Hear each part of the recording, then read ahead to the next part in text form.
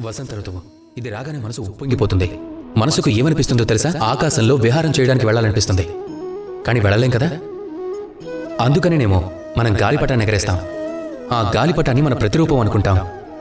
చాలామంది గాలిపటాన్ని ఎగరేస్తారు, కానీ తన వెనుకనున్న విషయం ఏమిటో ఎంతమంది అర్థం చేసుకోగలరు?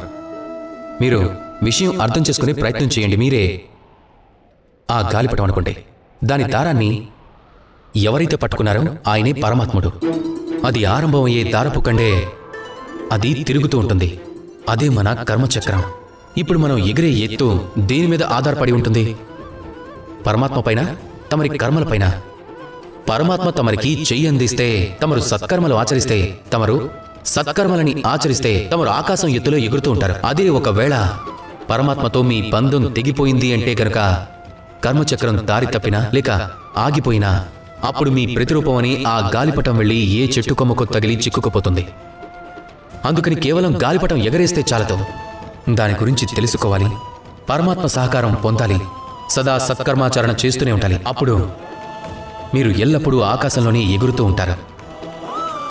అలా ప్రేమగా ఎగురుతూనే నాతో గొంతు కలపండి. రాధా కృష్ణ.